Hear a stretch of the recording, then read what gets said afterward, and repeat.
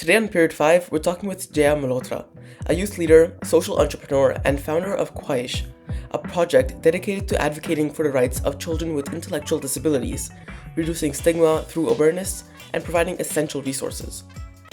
Jeya has been recognized with the Diana Award and the National Youth Award for her work, but her story is much more than accolades. In this episode, we'll explore her journey, the lessons she's learned building Khwaish, the challenges she's faced as a young leader, and how she's shaping the future of youth empowerment in India. Hey Jeya, what's going on your mind today? Nothing much. I'm really excited to talk to you here and share my journey. Cool, that's what we're here to do, so let's get started. Jeya, can you introduce yourself and share what first inspired you to start Khwaish?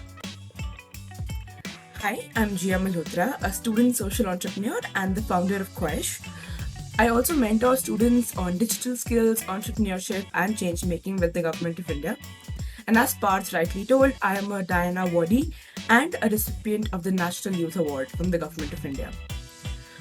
The way Khwaish started was when I noticed a quiet discomfort that I couldn't ignore. I realized that there is a lot of mockery of children with intellectual disabilities or neurodivergent individuals, a lot of labels, and people often overlook children with intellectual disability. And I kept noticing how conversations around inclusion in the world were either overly sympathetic or completely absent in families or schools or even the parliament. What inspired me was the realization that awareness alone wasn't enough. When you try to create awareness in a particular area or a particular topic, you always need to understand the root cause. And for me, the root cause has always been that there is a lack of information among people. The reason mockery occurs is because there's a lack of awareness, and then there is neglect, which is because of the lack of learning resources. We needed practical systems, resources, and opportunities that actually supported neurodivergent individuals and their families as well. Can you walk us through the core programs or initiatives Khwaish runs? What does a typical project look like, and what kind of impact do you hope it creates? Okay, so Khwaish runs a lot of projects, one of them being awareness sessions. So we conduct a lot of different awareness sessions in schools, among people in apartments, in offices, etc. We also have a global chapter in Spain, and we're also continuing to have more chapters in different regions in India. And so we talk about what intellectual disability is, what neurodiversity is, how you can be a more inclusive person, and how you can contribute to a more inclusive world as a human being. Secondly, we also create vocational learning resources in which we have kits that have instructions to teach a particular skill to a neurodivergent individual or a child, and we distribute these kits to schools. This is what we majorly do, and then we also advocate for better resources for neurodivergent individuals, and we also do research. Was there a particular turning point or experience in your life that made you realize you wanted to focus on education and social impact rather than just supporting causes from the sidelines? Actually, yes. When I was in 7th grade, I just said yes to conducting a small session on digital skills. I teach 5 digital skills to 40 children, as simple as that. And I realized in the process of teaching them, I was also learning myself. So I realized mentorship is a two-way street. And that is how I decided that I want to do a lot of work in social impact, in mentorship, in digital skills, and overall inclusion. Growing up, how did your own experiences shape your perspective on inclusion, equity, and community change, and how does that continue to influence the way you approach Khwaish? So growing up, I did have access to education platforms and mentors and engagement, but my school also realized that students don't just need teachers, they also need mentors to guide them to create global change or innovate something new. So over time, I began to realize that access itself is a privilege. That awareness shaped my perspective on inclusion, as I'm doing now. I feel real inclusion is not about charity or just philanthropic initiatives. It's about redesigning those systems like my school did, like there are these things called Atal Innovation Mission. They have labs around the whole country. It's called Atal Tinkering Labs. So they redesign systems so that more people, more students can participate meaningfully. So that is what I realized when I was growing up, and that is what shaped me. Do you still think that in your school there is a lot of stigma against people with intellectual disabilities? Absolutely. I think my school was for neurotypical children, and there was a lot of mockery among children, and there was a lot of lack of awareness in general. It's sort of disheartening when you see. And thirdly, I feel there isn't enough awareness among teachers, parents, students, no one. And that is the reason why we assume things and then we start to make fun of people, etc., etc. And that may have also shaped my thinking about inclusion or neurodiversity. So you mentioned this before, I probably should have asked you earlier, but you provide these vocational training kits. So what exactly does this physical kit include? This physical kit includes cards, and these cards have specific instructions for educators or parents that help them to have a proper structured curriculum to teach a skill to a student. Let's take an example. This is not really a vocational skill, but it is a prerequisite to a vocational skill. Retail, understanding money, recognizing notes and coins, reading price tags, and even going to the market independently.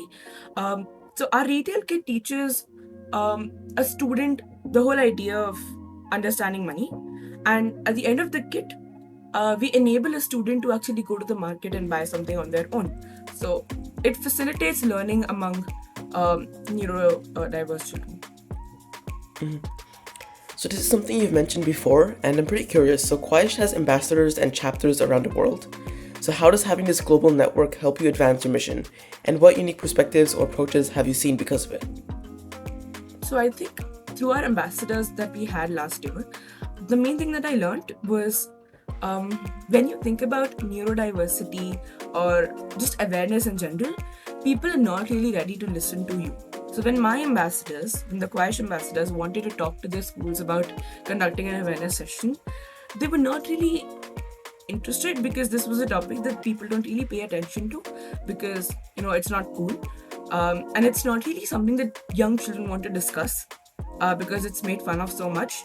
Neurodivergent individuals are suffering because of this as well, and I feel if you increase awareness of a particular topic or a problem area, you have already solved a major chunk of the problem. Secondly, with our global chapters, we have recently had one in Spain. And so the way other countries approach neurodiversity is very different. So they have specific sections for special learning or children with special needs, etc. We don't really have a lot of them in India. We have separate schools. So that's what I learned. And then people approach neurodiversity in a very different way. So there's a lot to learn there as well. And also, you've been recognized with the Diana Award and the National Youth Award. So how did these honors influence your approach to leadership, advocacy, or the way you communicate your work to others? So I think winning both these awards, the Diana Award and the National Youth Award, did a lot to my voice. They made the whole system or the whole idea of promoting change for neurodiversity a lot more important. They also reinforced my sense of responsibility, and they shifted my focus from doing more to doing better. Building these systems in either mentorship or neurodiversity that last beyond my individual effort to collectively have a community work together. They gave me a huge network of people who are excited to work in social impact, who want to bring some change to the world. And my advocacy became less about visibility and more about the credibility of my initiative and the long-term impact. And on the flip side, do recognitions like these ever create additional pressure or expectations? And how do you personally navigate that whilst trying to stay focused on your work?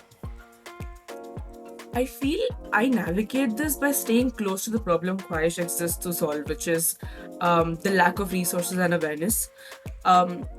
Additionally, when I mentor students, I realize there is a lot more left for me to learn as well. And I'm learning along the way, getting better. And when my decisions are grounded in impact rather than, larger things like these, the pressure becomes manageable.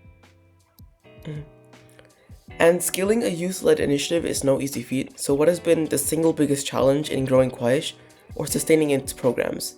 And what did the experience teach you? I think it would probably be getting people as excited to work on neurodiversity. Most people aren't very enthusiastic to work with children with special needs or even think about this. So I think it's been that.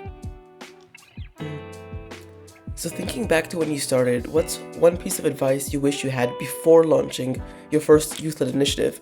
Something you would tell your younger self, basically. I think it would be to talk to people as much as possible. The people who are working with you, they also want to create some kind of social impact, and you need to make sure that they understand your vision and you understand theirs as well. I think that's one thing that I'd like to say.